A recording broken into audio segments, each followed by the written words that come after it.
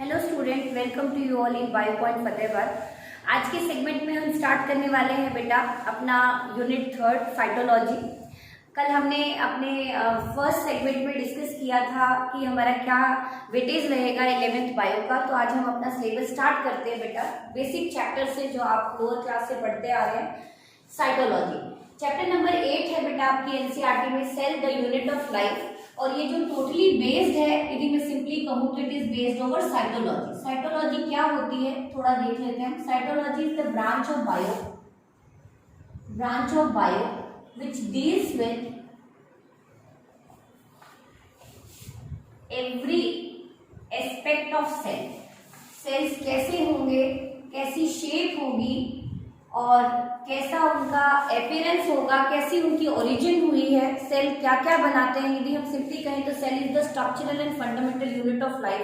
ये हमें पता है, लेकिन इसकी डिस्कवरी कैसे हुई, सेल को सबसे पहले किन्होंने देखा, तो हम सीधा आ जाते हैं अपने मेन कॉन्सेप्ट पे। तो रॉबर्ट हुक का नाम आपने सुना होगा। रॉबर्ट हुक, जिनको हम फादर ऑफ साइटोलॉजी भी कहते हैं। तो सिंपली हम मेन टॉपिक पे आ रहे हैं बेटा। Robert Hooke is said to be father of cytology. इनकी कंट्रीब्यूशन के ऊपर हम फोकस करेंगे बेटा। क्यों इनको फादर ऑफ साइटोलॉजी कहा गया? फर्स्ट ऑब्जर्व सेल, इन्होंने सबसे पहला सेल ऑब्जर्व किया था, लेकिन हालांकि वो सेल डेड सेल था। First observe cell from the bark of Spanish oak tree. Spanish oak tree, Spanish oak tree की जो बार्क होती है, जिसको आप छाल कहते हो, उस छाल में से उन्होंने कुछ सेल को देखा और उन्होंने देखा कि वो सेल किससे रिजेंबल कर रहे थे बेटा? They resemble to honeycomb like structure. जैसे मधुमक्खी के आपने छत्ते देखे हैं, एग्जैक्टली पैटर्न उनको दिखाई दे रहा था। और उन्होंने इसके लिए टर्म यूज किया सेलुला। सेलुला का मतलब होता है होलो स्पेस। समझ में आया आपको? सबसे पहला जो सेल था वो किन्होंने ऑब्जर्व किया था? रॉबर्ट हुक ने, from the bark of Spanish oak tree. और ये सारे के सारे सेल कैसे थे बेटा? होलो थे। और होलो सेल के लिए हम क्या टर्म यूज किया था? तो first point the term cell, लेकिन उन्होंने सेल की जगह पे जो ग्रीक टर्म है, क्या टर्म यूज किया था? Cellula. And the meaning of cellula is hollow. क्यों थी ये होलो? क्योंकि इनके अंदर साइटोप्लाज्मिक कंटेंट नहीं था, डेड सेल थे ये। तो सेलुला का मीनिंग क्या होता है बेटा? होलो। तो इन्होंने सबसे पहला टर्म भी कॉइन किया था, लेकिन इन्होंने क्या टर्म यूज किया था? Cellula. And the meaning of cellula is hollow. Clear है पॉइंट आपको? अब पहले के टाइम पे जो भी डिस्कवरी होती थी बेटा, तो उन्होंने ये सारा जो ऑब्जर्व किया, होलो सेल देखा, नेम दिया सेलुला, ये इन्होंने पब्लिश किया था अपनी बुक में। And the name of book is Micrographia, published in book name Micrographia. और ये सब प्रोसेस जो इन्होंने ऑब्जर्व की थी अराउंड 1665। सबसे पहला जो सेल इन्होंने देखा स्पेनिश ओक ट्री के बार्क में। और ये सारे के सारे जो सेल थे वो कैसे थे बेटा? होलो थे। और उन्होंने क्या टर्म यूज किया? सेलुला। क्लियर? अब आती है नेक्स्ट साइंटिस्ट की कॉन्ट्रीब्यूशन कि जब माइक्रोस्कोप की डिस्कवरी हुई, आप लोअर क्लास में पढ़ के आए हैं, माइक्रोस्कोप की डिस्कवरी की थी एंटोन वॉन ल्यूवेनहॉक।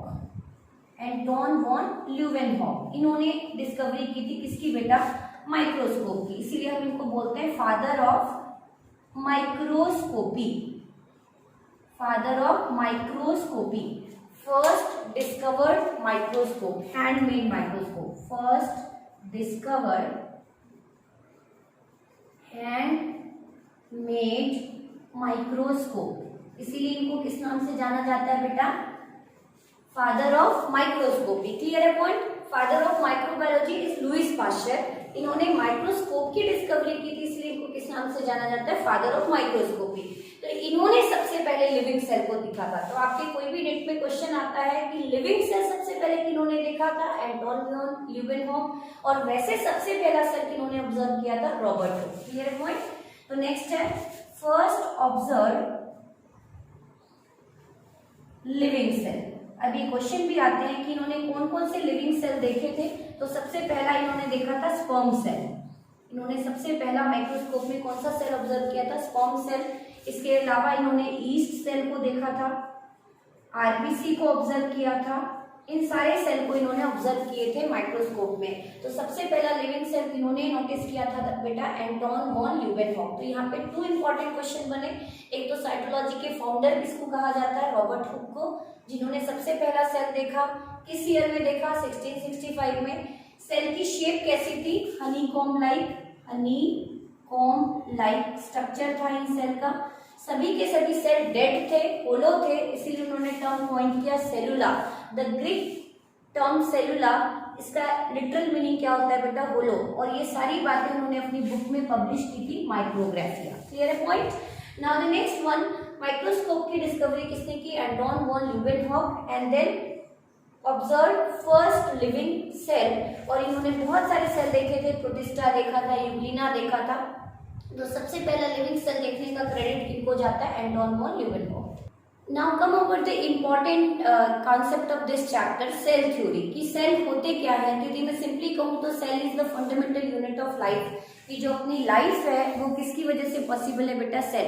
यदि हम थोड़ा हायरार्की देखें, लोअर क्लास में आप पढ़ के ही आए हैं, cell combine to form tissue, then organ system. Clear है आपको।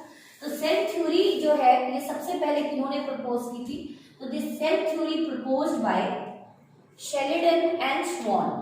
This cell theory proposed by Sheridan and Theodore Swan। Schwann cell आप पढ़ के भी आए हैं न्यूरॉन के केस में 10th क्लास में। तो ये थ्योरी 2 इंडिविजुअल साइंटिस्ट ने प्रपोज की थी साइमल्टेनियसली। जो शेरिडन थे ये बॉटेनिस्ट थे बेटा, जर्मन बॉटेनिस्ट थे ये। Whereas Swan are British zoologist, England से बिलोंग करते थे, इसीलिए हम इनको ब्रिटिश जूलॉजिस्ट कहते हैं। ये कौन से सेल को देख रहे थे, एनिमल सेल को। और बॉटेनिस्ट थे तो डेफिनेटली कौन से सेल को देख रहे होंगे, प्लांट। बॉटेनी प्लांट की स्टडी कहलाती है बेटा, जूलॉजी एनिमल की स्टडी कहलाती है। तो जर्मन बॉटेनिस्ट इन्होंने सबसे पहले किनको देखा होगा, प्लांट सेल को। इन्होंने किसकी स्टडी की होगी, एनिमल सेल की। और इन्होंने बताया कि चाहे प्लांट है, एनिमल सेल, सभी के सभी, चाहे वो छोटे क्रिएचर है, यूनिसेलर है, मल्टी सेलर है, बहुत ही कॉम्प्लेक्स स्ट्रक्चर है उनका, ऑर्गेनाइजेशन है, वो सब किससे मिलके बने हैं, सेल से। तो जर्मन बॉटनिस्ट इन्होंने प्रपोज की अपनी पोस्टुलेट 1838 में। और जो ब्रिटिश जूलॉजिस्ट थे स्वॉन, इन्होंने 1839 में अपना पब्लिश किया। और दोनों की कोलैबोरेशन से कौन सी थ्योरी आई बेटा, सेल थ्योरी। इन दोनों की कोलैबोरेशन से कौन सी थ्योरी आई, सेल थ्योरी। तो सिंपली कहूँ तो cell theory is the collaborative approach of Sheridan and Schwann respectively in 1838 and 1839, जो बॉटनिस्ट और जूलॉजिस्ट थे। तो इनकी क्या फाइंडिंग्स थी, तो क्या फाइंडिंग्स रही होंगी उस टाइम पे, इनकी फाइंडिंग्स क्या थी, या सिंपली कहें तो पोस्टुलेट्स ऑफ सेल थ्योरी। तो इन्होंने क्या पोस्टुलेट्स दिए सेल थ्योरी में, क्या ये फुली एक्सेप्टेबल थी या कोई ड्रॉबैक भी था, उसके बारे में भी हम डिस्कस करेंगे। तो पहला पोस्टुलेट था all living organism, either plant, animal, microbes, कोई भी लिविंग ऑर्गेनिज्म है जो भी अर्थ पे लिविंग है, all living organisms composed of cells and their product. अब आप कहेंगे कि देयर प्रोडक्ट का मतलब क्या है, सेल कंबाइन करके क्या बनाते हैं बेटा, tissue combine to form organ and then organ system. तो आप क्या देख रहे हैं कि कोई भी लिविंग ऑर्गेनिज्म जो अर्थ पे है, या तो वो सेल से मिलके बना है, या टिश्यू से मिलके बना है, या ऑर्गन से, या ऑर्गन सिस्टम। जैसे हायर ह्यूमन की बात करें तो ह्यूमन में कैसी ऑर्गेनाइजेशन होती है, organ system level of organisation. Clear. तो all living organism composed of cell and their product. Second postulate, cell is the structural and functional unit of life. How can you justify this statement? For example, जैसे मैं कहूँ कि हमारा brain है, तो brain are composed of neuron and glia cell, neuroglia cell. Detail में हम पढ़ेंगे क्या होते हैं ग्लिया सेल। तो हमारा ब्रेन किससे मिलके बना है बेटा, न्यूरॉन एंड ग्लिया। वैसे किडनी में क्या है functional and structural unit? Nephron. तो कोई भी ऑर्गन है, कितना भी कॉम्प्लेक्स ऑर्गन है, डेफिनेटली सभी के सभी किससे मिलके बने हैं? Cell and their product. और सेल को ही आपने क्या कहा? Structural and functional. मतलब जो भी, जैसे किडनी है, किडनी का मेन काम क्या है बेटा? Excretion and osmoregulation. तो ये सारे रोल किडनी परफॉर्म करती है, सेल परफॉर्म करते हैं। तो डेफिनेटली आंसर आने वाला सेल नेफ्रॉन करते हैं। उसी तरह से अपने बॉडी में कंट्रोल एंड कोऑर्डिनेशन की एक्टिविटी रादर देन ब्रेन करते हैं या न्यूरॉन करते हैं? तो न्यूरॉन करते हैं। तो अपनी बॉडी में चाहे स्ट्रक्चरल बात आए, चाहे फंक्शनल बात आए, लोअर प्लांट्स की बात आए, सबके अंदर structural and functional unit of life क्या है बेटा? सेल। लेकिन एक इस थ्योरी की ड्रॉबैक थी। क्या ड्रॉबैक थी इस थ्योरी की, या डीमेरिट कह सकते हैं, ड्रॉबैक कह सकते हैं, कि ये दोनों साइंटिस्ट ये एक्सप्लेन नहीं कर पाए कि जो नया डॉटर सेल आया वो कहां से आया। तो drawback, not able to explain origin of cell, और you can call lineage of cell, कि जो सेल है उसके पूर्वज कौन है, वो कहाँ से ओरिजिनेट हुए हैं, अराइज कहाँ से हुए हैं। जो भी डॉटर सेल बन रहा है अपने बॉडी में, कॉन्टिन्यूसली सेल डिवीजन चल रहा है, तो जो न्यू डॉटर सेल आए हैं वो एक्चुअली में अराइज कहाँ से हुए हैं। This theory is not able to explain that area. तो एक ड्रॉबैक नोटिस हुआ। तो इसी को मॉडिफाई करने के लिए बेटा साइंटिस्ट आए जिनका नाम है रुडोल्फ विर्चो, और उन्होंने कौन सी थ्योरी प्रपोज की? Cell lineage theory. तो नेक्स्ट हम पढ़ने वाले हैं cell lineage theory. This theory, cell lineage theory proposed by Rudolf Virchow. इन्होंने प्रपोज की थी बेटा? रुडोल्फ विर्चो ने प्रपोज की थी। और किस ईयर में की थी? 1955 में की थी। ध्यान से देखें, सेल थ्योरी प्रपोज की थी कॉम्बिनेशन शेल्डन एंड श्वान respectively in the year 1838 and 1839। और जो सेल लीनिएज थ्योरी है, क्योंकि इसमें आपने देखा ड्रॉबैक है, ये नहीं एक्सप्लेन कर पाया कि जो न्यू सेल है वो कहाँ से ओरिजिनेट हुए हैं। तो रुडोल्फ विर्चो ने एक थ्योरी प्रपोज की, सेल लीनिएज थ्योरी। और आपकी एनसीईआरटी थी, आप पढ़ेंगे तो उसमें एक फ्रेज गिवन है, इन्होंने एक फ्रेज दिया है, डायरेक्ट क्वेश्चन है बेटा। एक फ्रेज गिवन है आपकी एनसीईआरटी में, ओमनिस सेलुला ई सेलुली। ओमनिस का मतलब होता है new. What you mean by omnis here? Omnis means new, cellula means cell. New cell arise from e. E का मतलब old cell. New cell arise from pre existing cell. तो ये क्या कहते हैं बेटा? ध्यान से देखें, इस फ्रेज का मीनिंग क्या निकलता है यहाँ पे। तो ध्यान से देखिए, सेल लीनिएज थ्योरी किन्होंने प्रपोज की थी? रुडोल्फ विर्चो ने। किस ईयर में की थी? 1955। और इन्होंने एक फ्रेज दिया था, फ्रेज था omnis cellula e cellulae. It demonstrate that